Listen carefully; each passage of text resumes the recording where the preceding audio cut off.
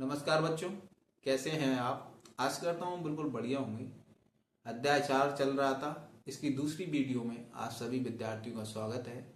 और आज हम इस चैप्टर को शुरू कर रहे हैं, क्योंकि उस दिन मैंने उस वाली वीडियो में तो मैंने आपको पुराना चीज समझाया था, जिसमें जैन धर्म के बारे में बताया था।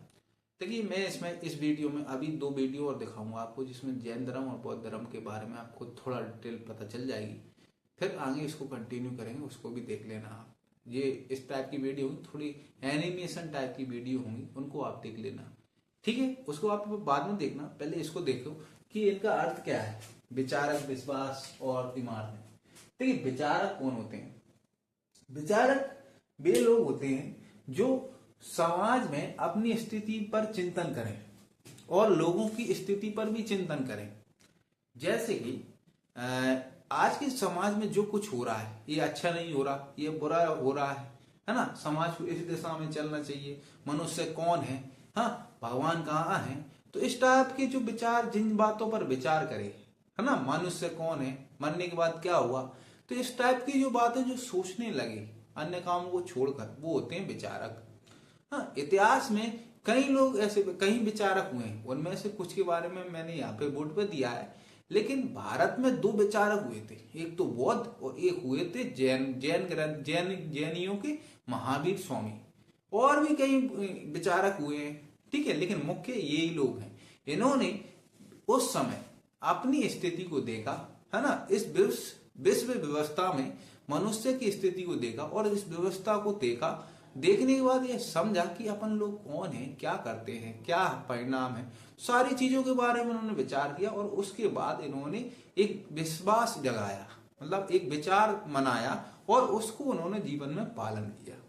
हाँ, ये विचार आगे चल के लोगों में प्रसिद्ध हुआ और लोगों ने इसको बना दिया धर्म। बात समझ में आए? ठीक। तो विचारक इतिहास में कई सारे हुए, ऐसा नहीं है कि भारत में ही हुए हो। पृथ्वी पर अन्य देश भी हैं, तो वहां पर भी विचारक हुए। उन देशों के मैं विचारकों के नाम आपको बता देता हूं। तो इसका विचारक का शब्द का आपको अर्थ समझ में आया कि ये होते हैं चिंतक। ठीक है, जो समाज में अपनी स्थिति को देखते हैं, है ना, लोगों की स्थिति को देखते हैं, ये क्यों धर्म का पालन किया जा रहा है, क्या है परेशानी, आदमी कैसा है। तो इन सभी प्रकार की भिन्न भिन्न प्रकार के विचार इनमें चलते हैं, जबकि अन्य मनुष्य अपनी आपसी जिंदगी में खोया रहता है। ठीक है, लेकिन विचारक ये सोचता है कि ऐसा क्यों है, क्या है। तो ईरान एक देश है, ठीक है, ईरान देश में जरथुस्त्र नाम के एक विचारक पैदा हुए थे। हाँ, मतलब ये अपने जीवन में विचारक बन गए थे, दार्शनिक बन गए थे। चीन में भी खुंगत्सी नाम के विचारक हुए हैं। हाँ, और यूनान में भी सुकरात, प्लेटो और अरस्तु नाम के विचारक हुए हैं। ठीक है, ये इन्होंने अपनी सोच प्रकट करी और समाज के बारे में विचारों पर डूबे रहे और इन्होंने दार्शनिक कहलाए। ये सब क्या कहलाए बच्चों? दार्शनिक कहलाए। अब अपन महावीर के बारे में, बौद्ध की बात। भारत में कौन विचारक है? महावीर और बुद्ध। हाँ, ये आए। अब ये क्या करते हैं? ये अपनी समाज के बारे में सोच प्रकट करते हैं। मैंने इस वीडियो से पहले जो वीडियो आपको बताई है, उसको अगर आप देख लेंगे तो आपकी और क्लियरिटी आपके माइंड में आ जाएगी। ठीक है, अब अपन ने एक शब्द का मीनिंग समझा। विचारक कौन होते हैं? एक प्रकार के चिंतक होते हैं जो समाज की स्थिति और विश्व व्यवस्था में अपना स्थान खोजते हैं, उसके बारे में सोचते हैं, हाँ, और क्या होना चाहिए, क्या नहीं होना चाहिए, उसके बारे में बताते हैं। मनुष्य कौन है, मनुष्य के क्या कष्ट हैं, इस पर ये विचार करते हैं, उसको कैसे निवारण करना, इस सारी चीजों के बारे में विचारक सोचते हैं। ठीक है, आधुनिक समय में एक विचारक हैं, कौन है, क्या नाम है उनका, नाम याद आएगा तो वो बताऊंगा। अब विश्वास शब्द का और अर्थ देख लेते। विश्वास शब्द का क्या अर्थ है? मानव और विश्व के बारे में विचार, ये है विश्वास।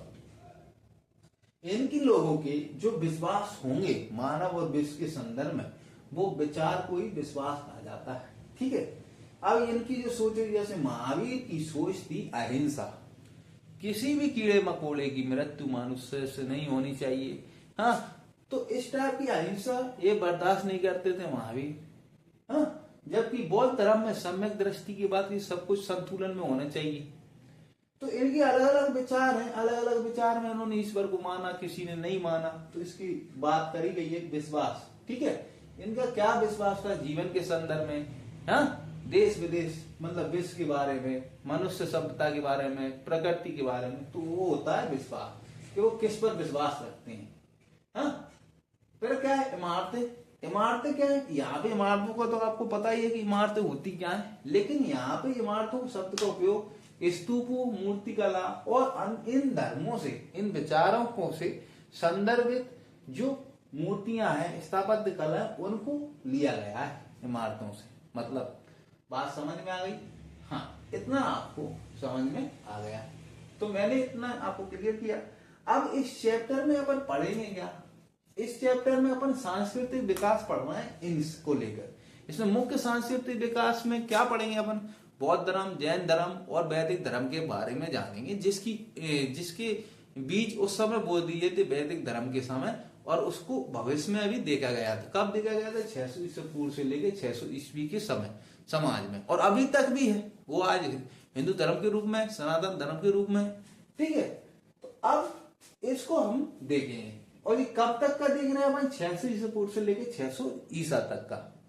ठीक है, हाँ, इसमें अपन चैप्टर में ये सारी चीजें ध्यान रही है, जैन धर्म, बौद्ध धर्म, वैदिक परंपरा। ठीक है, इतनी आपको बात समझ में आ गई छोटे से रूप में। हाँ, अब अपन जैन धर्म और बौद्ध धर्म की बात करें तो सबसे पहले आप ये बौद्ध धर्म की वीडियो देखो, और उसके बाद आप जैन धर्म की वीडियो देखें। तो ये दोनों देखने के बाद, इसमें अभी चलेगी मेरे बात, तो उनको देख लो। और आइए जानते हैं बौद्ध धर्म के बारे में। बौद्ध धर्म के संस्थापक गौतम बुद्ध थे। इन्हें एशिया का ज्योतिषपुंज कहा जाता था, light of Asia. Gautam Buddha का जन्म 563 ईसा पूर्व में कपिलवस्तु के लुम्बिनी नामक स्थान पर हुआ था। इनके पिता शुद्धोधन साक्यगढ़ के मुखिया थे। इनकी माता माया देवी की मृत्यु इनके जन्म के 7वें दिन ही हो गई। इनका लालन पालन सौतेली मां प्रजापति गौतमी ने किया था। इनके बचपन का नाम सिद्धार्थ था। गौतम बुद्ध का विवाह 16 वर्ष की अवस्था में यशोधरा के साथ हुआ। इनके पुत्र का नाम राहुल था। सिद्धार्थ जब कपिलवस्तु की सैर पर निकले तो उन्होंने निम्न 4 दृश्यों को क्रमशः देखा: बूढ़ा व्यक्ति, एक बीमार व्यक्ति, शव और एक सन्यासी। सांसारिक समस्याओं से व्यतीत होकर सिद्धार्थ ने 29 वर्ष की अवस्था में गृह त्याग किया, जिसे बौद्ध धर्म में महाविनिष्क्रमण कहा गया है। गृह त्याग करने के बाद सिद्धार्थ बुद्ध ने वैशाली के अलार कलाम से सांख्य दर्शन की शिक्षा ग्रहण की। अलार कलाम सिद्धार्थ के प्रथम गुरु हुए, जिससे उन्होंने शून्य का ज्ञान प्राप्त किया। अलार कलाम के बाद सिद्धार्थ ने राजगीर के रुद्रक रामपुत्र से शिक्षा ग्रहण की, जिससे उन्होंने योग का ज्ञान प्राप्त किया। गुरुबेला में सिद्धार्थ को कौंडिन्य, बप्पा, भादिया, महानामा एवं असागी नामक 5 साधक मिले। बिना अन्न जल ग्रहण किए 6 वर्ष की कठिन तपस्या के बाद 35 वर्ष की आयु में वैशाख की पूर्णिमा की रात निर्जना फल्गु नदी के किनारे पीपल वृक्ष के नीचे सिद्धार्थ को ज्ञान प्राप्त हुआ। ज्ञान प्राप्ति के बाद सिद्धार्थ बुद्ध के नाम से जाने गए। वह स्थान बौद्ध गया कहलाया। बुद्ध ने अपना प्रथम उपदेश सारनाथ ऋषिपत्तनम में दिया, जिसे बौद्ध ग्रंथों में धर्मचर्क प्रवर्तन कहा गया है। बुद्ध ने अपने उपदेश जनसाधारण की भाषा पाली में दिए। बुद्ध ने अपने उपदेश कौशल, वैशाली, कौशाम्बी व अन्य राज्यों में दिए। सर्वाधिक उपदेश कौशल देश की राजधानी श्रावस्ती में। इनके प्रमुख अनुयायी शासक थे बिंबिसार, प्रसेनजीत, उदयन। बुद्ध की मृत्यु 80 वर्ष की अवस्था में 483 ईसा पूर्व में कुशीनारा, देवरिया, उत्तर प्रदेश में चुंद द्वारा अर्पित भोजन के करने के बाद हो गई, जिसे बौद्ध धर्म में महापरिनिर्वाण कहा गया है। एक अनुश्रुति के अनुसार मृत्यु के बाद बुद्ध के शरीर के अवशेषों को 8 भागों में बांटकर उन पर 8 स्तूपों का निर्माण कराया गया। बुद्ध के जन्म एवं मृत्यु की तिथि को चीनी परंपरा के कैंटोन अभिलेख के आधार पर निश्चित किया गया है। बौद्ध धर्म के बारे में हमें विशद ज्ञान त्रिपिटक, विनय पिटक, सुत्त पिटक और अभिधम्म पिटक से प्राप्त होता है। तीनों पिटकों की भाषा पाली है। थेरावाद मत की पाली त्रिपिटक सबसे पुराना है। सुत्त पिटक में बुद्ध के धार्मिक सिद्धांतों को संवाद के रूप में संकलित किया गया है। विनय पिटक में संघ के भिक्षु एवं भिक्षुणियों के लिए बनाए गए नियमों को संग्रह किया गया है, और इसमें संघ के अनुशासन को तोड़ने पर किए जाने वाले प्रायश्चितों की सूची भी दी गई है। अभिधम्म पिटक में सूत्र पिटक से वर्णित सिद्धांतों को सुव्यवस्थित अनुशीलन के लिए आवश्यक सूचियों का के सारांश तथा प्रश्नोत्तरी का समावेश किया गया है। अभिधम्म आइए जानते हैं जैन धर्म के बारे में। जैन धर्म के संस्थापक एवं प्रथम तीर्थंकर ऋषभदेव थे। जैन धर्म के 23वें तीर्थंकर पसर्वनाथ थे, जो काशी के इक्ष्वाकु वंशीय राजा अश्वसेन के पुत्र थे। इन्होंने 30 वर्ष की अवस्था में संन्यास जीवन को स्वीकारा। इनके द्वारा दी गई शिक्षा थी हिंसा न करना तथा सत्य बोलना, चोरी न करना तथा संपत्ति न रखना। महावीर स्वामी जैन धर्म के 24वें एवं अंतिम तीर्थंकर हुए। महावीर का जन्म 540 ईसा पूर्व में कुंड ग्राम वैशाली में हुआ था। इनके पिता सिद्धार्थ यात्रिक कुल के सरदार थे और माता त्रिशला लक्ष्मी राजा चेटक की बहन थी। महावीर की पत्नी का नाम यशोदा एवं पुत्री का नाम अनुज्जा प्रियदर्शिनी था। महावीर के बचपन का नाम वर्धमान था। उन्होंने 30 वर्ष की उम्र में माता पिता की मृत्यु के पश्चात अपने बड़े भाई नंदी वर्मन से अनुमति लेकर संन्यास जीवन को स्वीकारा था। 12 वर्ष की कठिन तपस्या के बाद महावीर के जराम्बिक के समीप त्रिजुलापल्ली के नदी के तट पर साल वृक्ष के नीचे तपस्या करते हुए संपूर्ण ज्ञान का बोध हुआ। इसी समय महावीर जिन विजेता, अहर्त, पूज्य और निर्गनंत बंधनहीन कहलाए। महावीर ने अपना उपदेश प्राकृत अर्धमागधी भाषा में दिया। बच्चों, अब हम कुछ विशेष बातों की और बात कर लें कि आपका जो चैप्टर है उसमें आपने जो दोनों वीडियो तो देख ही ली होंगी। अब यहाँ पे और देखिए कि उस समय क्या हो रहा था। देखिए 1500 ईसा पूर्व से लेके 600 ईसा पूर्व के समय समाज में क्या क्या स्थितियाँ थी उसको देखते हैं अपन। कि देखो उस समय वैदिक धर्म के प्रभाव देखे गए। वैदिक धर्म में क्या होता था, यज्ञ किए जाते थे, सामूहिक एकल किए जाते थे, सामूहिक रूप से भी करे जाते थे, कुछ एकल करे जाते थे। हाँ, ये वैदिक धर्म के प्रभाव था। उस समय यज्ञ किए जाते थे। कर्मकांड के लिए अपन किस पर निर्भर थे, ब्राह्मण वर्ग पर निर्भर थे। कर्मकांड करने के लिए, यज्ञ करने के लिए ब्राह्मणों पर निर्भर थे उस समय लोग, ठीक है। और यज्ञ करते समय क्या मांगते थे वो, मवेशी वगैरह मांगते थे। मवेशी, बेटे, स्वास्थ्य, लंबी आयु की प्रार्थना करते थे और उसके लिए तरह तरह की आहुति डालते थे। हाँ, उस समय राजसूय यज्ञ और अश्वमेध यज्ञ किए जाते थे और इंद्र, सोम और अग्नि देवता की पूजा करी जाती थी। बाद में इसमें कुछ परिवर्तन हुआ। इसके प्रभाव उस समय जो वैदिक धर्म के समय ये जो बीज बोए गए थे उसके प्रभाव 600 ईसा पूर्व के समय के बाद भी देखे गए हैं और आज भी देखे जाते हैं आज आपके हिंदू धर्म में, ठीक है। आज भी यज्ञ वगैरह होते हैं, ठीक है। तो इतना सारा हो रहा था, उसका प्रभाव अब समाज पे होगा। अब समाज में जब चारों तरफ के इस धर्म को देखेगा आदमी तो कुछ सोचेगा। इस तरह से बाकी सब तो इसके फॉलोअर्स होंगे इस धर्म को, लेकिन कुछ क्वेश्चन मार्क लगाएंगे और जो क्वेश्चन मार्क लगाएंगे वो ही क्या होंगे, दार्शनिक होंगे। तो ऐसा चल रहा था उस समय। कब, 1500 ईसा पूर्व से लेके 600 ईसा पूर्व के समय।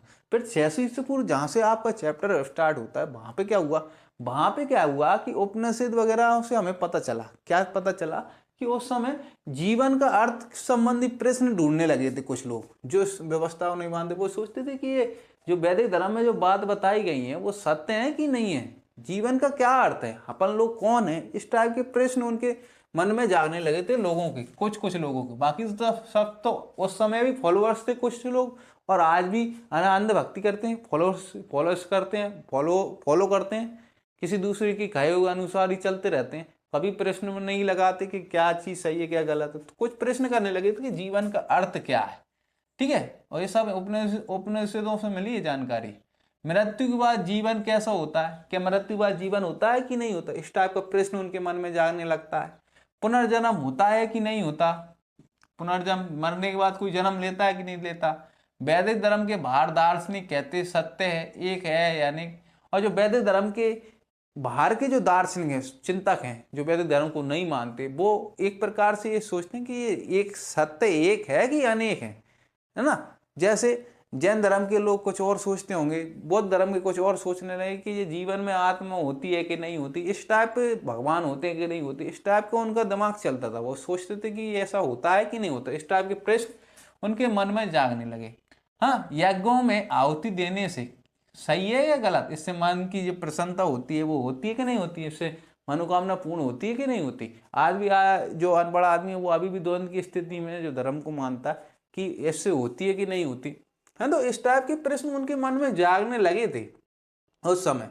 और जो वर्ण व्यवस्था है वो सही है कि गलत, इस पे भी अब उस समय क्लिष्ट हो गई थी, कर्म आधारित न होकर जन्म आधारित हो गई थी। तो इसको माने या ना माने, इस सारे प्रश्न उस समय थे उनके मन में जाग रहे थे। किन के मन में जाग रहे थे, वैदिक लोगों के बाद जो उस समय का समाज था 600 ईसा पूर्व के समय 600 ईसा पूर्व के समय। और इस समय हो क्या रहा था, इस समय गंगा के मैदानों में नए नए राज्य उभर के आ रहे थे, जैसा कि अपन ने दूसरे चैप्टर में देखा था। नए नए राज्य उभर के कैसे आ रहे थे, गंगा में नए नए मतलब कई सारे लोग इकट्ठा हो रहे थे गंगा के जो मैदान है उसमें, हाँ वहाँ पे शहर बसते जा रहे थे। तो उस समय ये सारा मन में चिंतन की स्थिति हो जाती थी। धार्मिक रूप से कुछ लोग वहाँ पे घूमते रहते थे, कुछ मनीषी जो इस चिंतन करते रहते थे, हाँ। और इनकी बैठ के लगती थी किसी कुटार गांव में, जो कुटार गांव मतलब ऐसे नुकीली छत वाली झोंपड़ियों के नीचे क्या होता था, इनकी बैठ के लगती थी, ठीक है। इन बैठकों में ये बैठक करते थे। अब उस समय कई जो इस प्रकार के दार्शनिक ऐसा सोचने वाले घूमते फिरते रहते थे, अलग अलग इस व्यवस्था सवाल उठाते थे, हाँ। उनके मन में ये विवाद चलता रहता था, क्या सत्य है क्या असत्य है ना। अब आगे चल के ये आपस में कई सारे गुरु, एक गुरु घूमता था, उसके पीछे कई सारे शिष्य चलते थे। अब शिष्य और गुरु चलते थे और फिर इनकी बैठकें होती थी दूसरे गुरुओं के साथ, दूसरे धर्म मत के अनुयायियों के साथ, है ना। तो वो बैठ के होते थे। अगर दूसरे मत का गुरु पहले किसी दूसरे मत के गुरु को, कोई गुरु दूसरे गुरु को समझा ले, अपने तर्कों से उसको समझा दे कि सत्य क्या है, तो जो गुरु है वो अपने अनुयायियों सहित उसका क्या हो जाता था, चेला हो जाता था, उसके गुरु मत में शामिल हो जाता था। जो बौद्ध ग्रंथ हैं उनसे हमें पता चला कि उस समय 64 संप्रदाय थे, 64 संप्रदायों का वर्णन है, हाँ। और महावीर और बुद्ध ये वैदिक प्रभुत्व पर भी इन्होंने सवाल उठाया, ये भी उसी प्रकार के चिंतक थे, दार्शनिक थे। इन्होंने किस पे सवाल उठाए, वैदिक धर्म पर। इतना आपको पता चला कि वैदिक धर्म में कि कुछ क्लेशताएं, वैदिक धर्म लोगों की, वैदिक धर्म ने क्या है कई प्रकार के प्रश्न जगा दिए थे लोगों के, समाज के लोगों के मन में, हाँ। तो वहीं से दार्शनिकों ने क्या किया, अलग धर्म बना दिया, और धर्म बना तो क्या नए नए परिवर्तन हुए। अब इसमें अपन जैन धर्म और बौद्ध धर्म के बारे में जानेंगे और कुछ स्थापत्य कला के बारे में जानेंगे इनसे संबंधित, ठीक।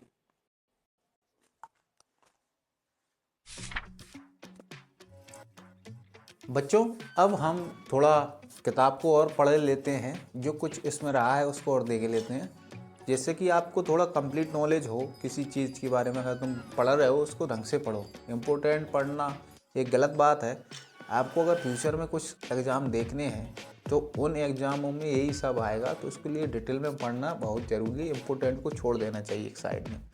यहाँ पे देखिए शाहजहाँ बेगम का एक चित्र दिया है ये वाला, और ये शासिका थी भोपाल की, ठीक। इन्होंने क्या किया था कि सांची का जो स्तूप है ना, उसको बचाने में सहायता करी थी, क्योंकि उस समय इनके क्षेत्र में सांची आता था। ये भोपाल रियासत की रानी थी, है ना, शासिका थी, तो इनके क्षेत्र में आता था। इन्होंने उस स्तूप को बचाए रखा था, इसकी इनकी भूमिका है। और इनके जो आगे और उत्तराधिकारी आएंगी उनकी भी भूमिका रही है किसको, सांची के स्तूप को बचाने में। आपको आगे देखते हैं इसमें क्या दिया है, इसको पढ़ते हैं अपन। सांची की एक झलक। सांची 19वीं सदी में भोपाल राज्य के प्राचीन अवशेषों में सबसे अद्भुत सांची खानखेड़ा की इमारतें हैं। भोपाल से 20 मील उत्तर पूर्व की तरफ एक पहाड़ी की तलहटी में बसे इस गांव को हम कल देखने गए थे। हमने पत्थर की वस्तुओं, बुद्ध की मूर्तियों और एक प्राचीन तोरण द्वार का निरीक्षण किया। तोरण द्वार होता है एक प्रकार का गेट, जो बड़े बड़े गेट होते हैं उनका निरीक्षण किया। अभी मैं बताऊंगा कि किस प्रकार के गेटों का निरीक्षण किया। आप स्क्रीन पर देख सकते हैं कि किस प्रकार का गेट है तोरण द्वार। उसके 4 तोरण द्वार थे सांची के स्तूप के, ठीक है, जिसमें 3 खड़े हुए पाए गए थे और एक कैसा पाया गया था, एक गिरा हुआ पाया गया था, ठीक। ये अवशेष यूरोप के सज्जनों को विशेष रुचिकर लगते थे। यूरोप के जो विद्वान हैं उनको ये बड़े रुचिकर लगते थे, आश्चर्यजनक लगते थे, जिनमें मेजर अलेक्जेंडर कनिंघम एक है। मेजर अलेक्जेंडर कनिंघम ने इस इलाके में कई हफ्तों तक रुककर इन अवशेषों का निरीक्षण किया। उन्होंने इस जगह चित्र बनाए और वहाँ के अभिलेखों को पढ़ा और गुम्बदनुमा ढांचे के बीचों बीच खुदाई की। जहाँ पर स्तूप बना है तो उसके बीचों बीच खुदाई की। उन्होंने इस खोज को निष्कर्षों को एक अंग्रेजी पुस्तक में लिखा, ठीक है। और क्या लिखा है देखिए, भोपाल की नवाब शासनकाल 1868 से लेकर 1901। इनका जो शासनकाल है वो 1968 से लेकर 1901 है। शाहजहां बेगम की आत्मकथा ताज उल इकबाल तारिक भोपाल, भोपाल का इतिहास से 1876 में एच डी बास्ट्रो ने इसका अनुवाद किया है। ठीक, ये वाला इसमें दे दिया है। तो इसमें से अपन को कुछ परिचय से संबंधित कुछ जानकारी मिली, बाकी समझा तो मैंने बहुत कुछ आपको दिया है।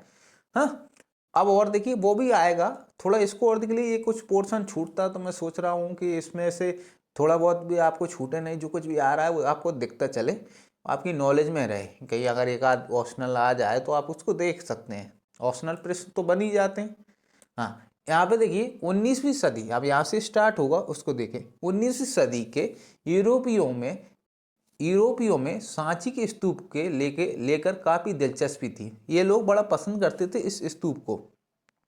ये नीचे चित्र दे रखा है, यही है सांची का स्तूप। जब भोपाल के रेलवे स्टेशन भोपाल जाओगे या उस समय आपको रेलवे स्टेशन सांची पड़ेगा तो उस पर देखेगा एक प्रकार का ये है ना स्तूप, एक बार का टीला आपको रेल से ही दिख जाएगा। ठीक, फ्रांसीसियों ने सबसे अच्छी हालत में बचे सांची के पूर्वी तोरण द्वार को फ्रांस के संग्रहालय में प्रदर्शित करने के लिए शाहजहां बेगम से फ्रांस ले जाने की इजाजत मांगी। ठीक है, कुछ समय के लिए अंग्रेजों ने भी ऐसी ही कोशिश की। फ्रांसीसी और अंग्रेज दोनों ही चाहते थे कि इसके तोरण द्वार को क्या है, इससे जो मूर्तियां वगैरह हैं इनको कहाँ ले जाएं, हम ब्रिटेन ले जाएं, है ना। और ये बहुत सी धरोहरों को, भारत की धरोहरों को अंग्रेज और फ्रांसीसी ले भी गए हैं अपने देश को। तो प्रदर्शित करने के लिए शाहजहां बेगम से फ्रांस ले जाने की इजाज़त मांगी। कुछ समय के लिए अंग्रेजों ने भी ऐसी ही कोशिश की। सौभाग्यवश फ्रांसीसी और अंग्रेज दोनों ही बड़ी सावधानी से बनाई प्लास्टर प्रतिकृतियों से संतुष्ट हो गए। इस प्रकार मूल कृति भोपाल राज्य में अपनी जगह पर रही। और जो मूल जो है वो कैसा रहा, मूल ढांचा वहीं पर रहा भोपाल की सांची में। और ये क्या ले गए, प्लास्टर प्रतिकृति लेके चले गए। सांची का महान स्तूप, यदि आप दिल्ली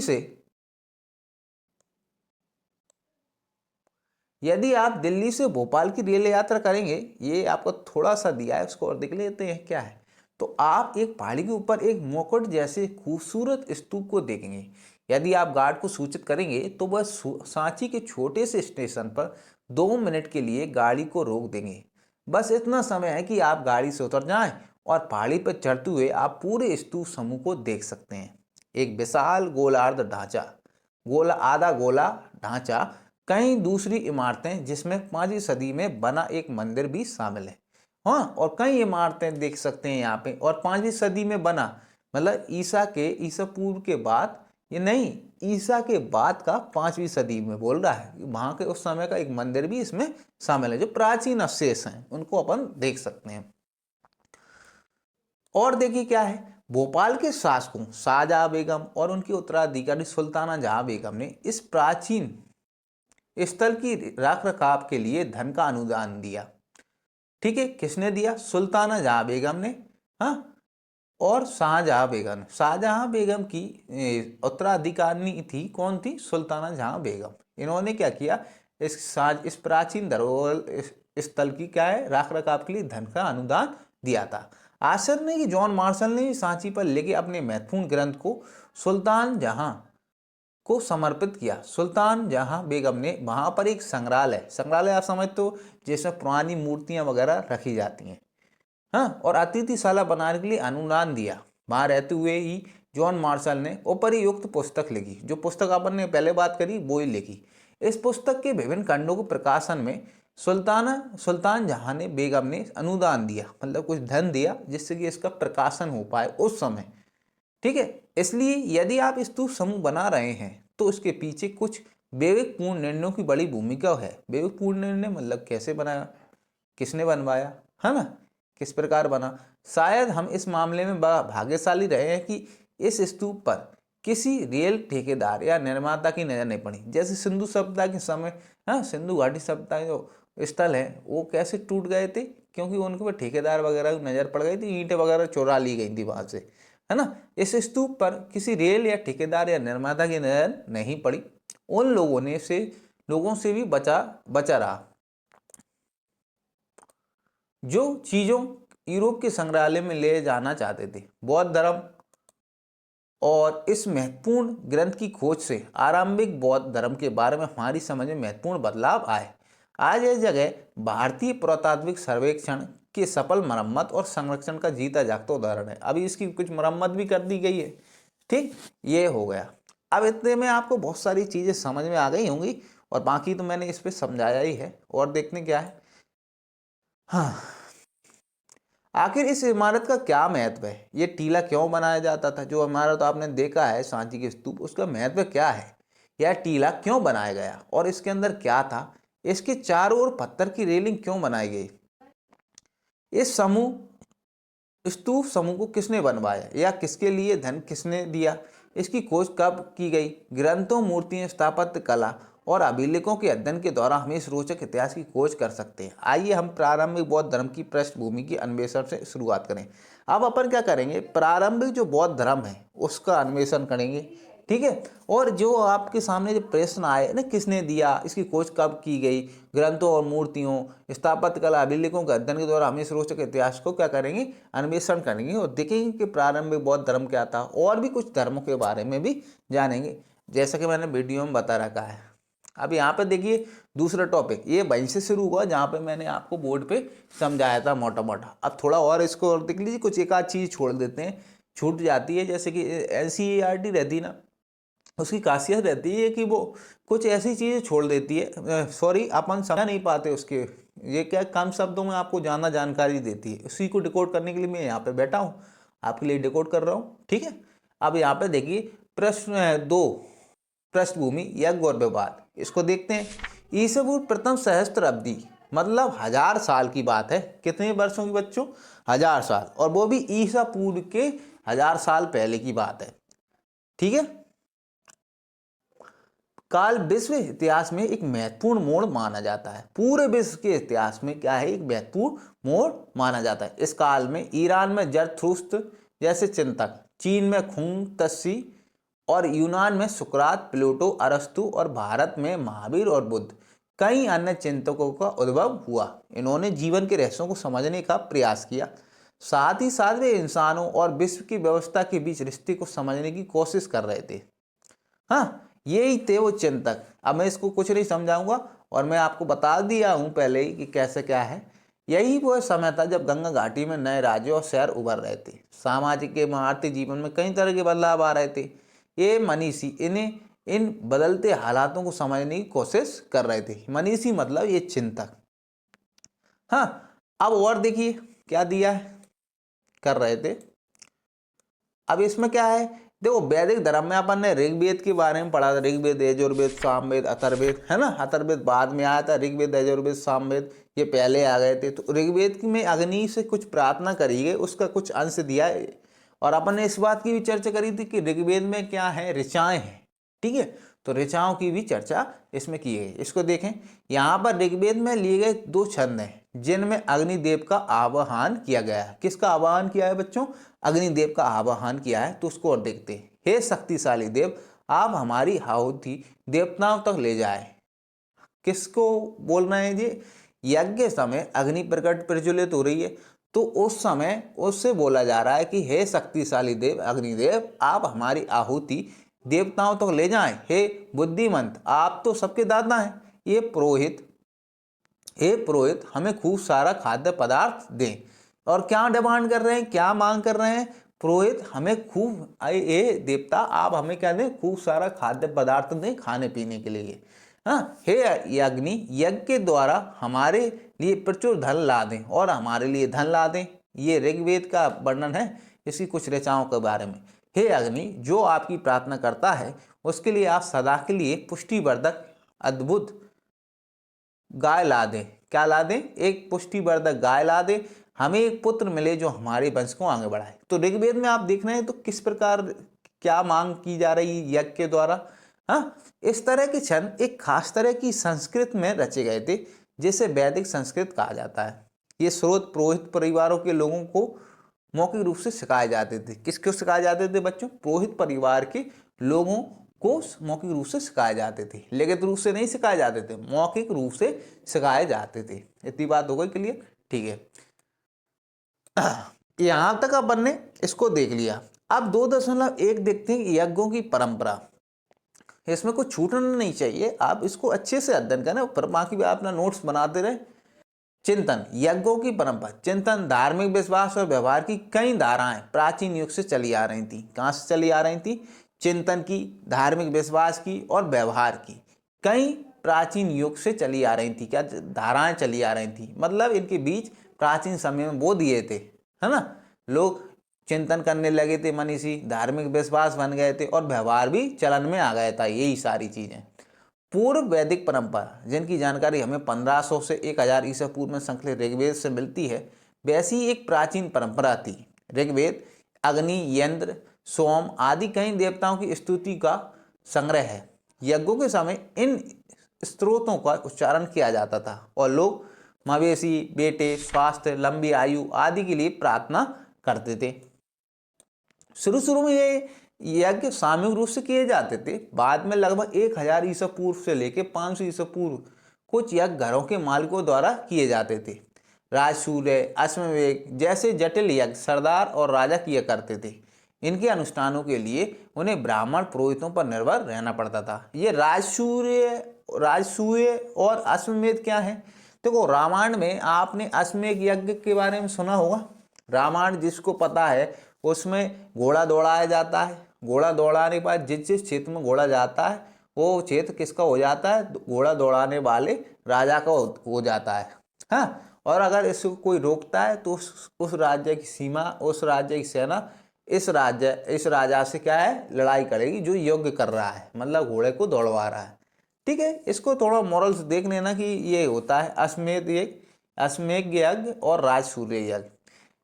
हाँ, जैसे जैसे जटिल यज्ञ सरदार या राजा किया करते थे, इनके अनुष्ठानों के लिए इन्हें ब्राह्मण पुरोहितों पर निर्भर रहना पड़ता था और देवताओं और मनुष्य के बीच एक कड़ी का काम करते थे ब्राह्मण, जिनके सहारे के माध्यम से ही देवताओं तक अपनी बात पहुंचाते थे।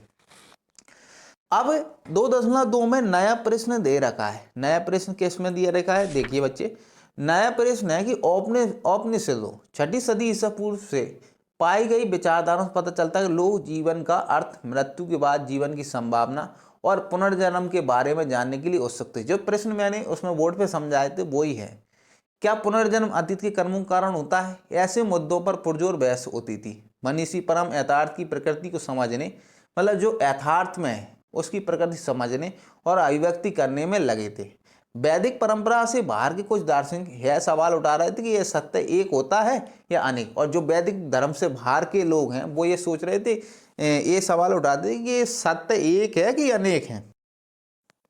लोग यज्ञों के महत्व के बारे में चिंतन करते थे कि यज्ञों में आहुति देने से वास्तविक रूप से क्या है, ये मान्यताएं होती थी कि नहीं होती थी। ये सारा अपन जैसे कि यज्ञ कर रहे हैं तो वरदान मांग रहे हैं तो वो फलित होता था कि नहीं होता था, इस पर भी चिंतन करते थे। अब 2.3 और देखिए क्या दिया है। वाद विवाद और चर्चाएं। समकालीन बौद्ध ग्रंथों में हमें 64 संप्रदायों, कितने संप्रदायों के बारे में पता चलता है? समकालीन बौद्ध ग्रंथों में 64 संप्रदायों या चिंतन परंपराओं का उल्लेख मिलता है। कितने बच्चों? 64 संप्रदायों या चिंतन परंपराओं का उल्लेख मिलता है। कितने संप्रदायों को पता चलता है बच्चों? 64 संप्रदायों का। हाँ, ये मतलब 64 संप्रदायों की सोच वाले अलग अलग संप्रदाय चल रहे थे उस समय, है ना। ऐसा तो बौद्ध ग्रंथों में पता चला है और ज्यादा भी चल रहे हों। इससे हमें जीवंत चर्चाओं, विवादों की एक झांकी मिलती है। जीवंत चर्चा मतलब अलग अलग जो गुरु और उनके चेले साथ में बैठते थे, कुठार गांव में बैठते थे और चर्चा करते थे। विवादों की एक झांकी मिलती है। शिक्षक एक जगह से दूसरी जगह घूम घूम कर अपने दर्शन, अपनी जो सोच है, अपना विचार है या विश्व के विषय में अपनी समझ को लेकर एक दूसरे से तथा सामान्य लोगों से तर्क वितर्क करते थे। ये चर्चाएं कोठागार शालाओं, शब्द कोठारगांव शाला क्या होती है? नुकीली छत वाली झोंपड़ी या ऐसे उपवनों में होती थी जहां घुमक्कड़ मनीषी ठहरा करते। उपवन मतलब गार्डन वगैरह, जहां पर घुमक्कड़ मनीषी ठहरा करते थे, मतलब शिक्षक ठहरते थे। यदि एक शिक्षक अपने प्रतिद्वंदी को अपने तर्कों समझा लेता था तो वह अपने अनुयायियों के साथ उसका शिष्य बन जाता था। इसलिए किसी भी संप्रदाय के लिए समर्थन समय के साथ बढ़ता घटता रहता था। इनमें से कई शिक्षक, जिनमें महावीर और बुद्ध शामिल हैं, वेदों के प्रभुत्व पर सवाल उठाते हैं। ये लोगों ने क्या उठाया कि वेदों में जो प्रभुत्वता है उसके वेदों को प्रभुत्व है, उसमें जो नियम आचरण है उनका पालन होना चाहिए या नहीं होना चाहिए, उस पर सवाल उठाया। किसने? महावीर और बुद्ध नाम के दार्शनिकों ने, चिंतकों ने, शिक्षकों ने वेदों के प्रभुत्व पर प्रश्न उठाते थे। उन्होंने यह भी माना कि जीवन में दुखों से मुक्ति का प्रयास हर व्यक्ति स्वयं कर सकता था। यह समझ ब्राह्मणवाद से बिल्कुल भिन्न थी। जैसा कि हमने देखा कि ब्राह्मणवाद यह मानता था कि किसी व्यक्ति का अस्तित्व उसकी जाति, लिंग से निर्धारित होता है। आपने देखा था वर्ण व्यवस्था वगैरह के बारे में। अब स्रोत 2 में देखिए, उपनिषद की कुछ पंक्तियां दी हैं। उपनिषदों के बारे में मैंने पढ़ा था, तो 600 ईसा पूर्व के बाद लिखे गए थे, है ना। तो इनको देखो, उपनिषदों में क्या लिखा है। उपनिषद की कुछ पंक्तियां यहाँ पर संस्कृत भाषा में रचित लगभग 6ठी सदी ईसा पूर्व में छंदोग्य उपनिषद में 2 श्लोक दिए गए हैं। आत्मा की प्रकृति, इसमें कौन कौन से दिए गए 2 श्लोक? ये देखिए, आत्मा की प्रकृति और सच्चा यज्ञ। पहले इसको देख लेते हैं। मेरी है आत्मा धन या यव या सरसों या बाजरे के बीज की गिरी से छोटी है। मतलब सरसों के दाने देखे होंगे, बाजरे के बीज और गिरी से छोटी, ये इससे भी छोटी आत्मा के बारे में बात। अब यहाँ पे आत्मा के बारे में और देख लेते हैं, आत्मा के बारे में क्या सोचते थे मनीषी। ये उपनिषदों की चर्चा है। मेरी आत्मा धान या यव या सरसों या बाजरे की बीज की गिरी से छोटी है। मन के अंदर छुपी मेरी यह आत्मा पृथ्वी से विशाल, क्षैतिज से भी विस्तृत और स्वर्ग से भी बड़ी है। इन सभी लोगों से बड़ी है। सच्चा यज्ञ क्या है? यह पवन जो बह रहा है निश्चय ही एक यज्ञ है। बहते बहते यह सबको पवित्र करता है, इसलिए यह वास्तव में यज्ञ है। इस टाइप की बातें उपनिषदों में लिखी रहती थी। ठीक है, इतना आप देख लीजिए और आगे का अपन कंटिन्यू करेंगे अगली वीडियो में। ठीक है, जो समझाना है वो मैंने समझा दिया और कुछ मोटा मोटा आपके दिमाग में भी प्रविष्ट कर गया होगा। ठीक है, तो मिलते हैं नई वीडियो में।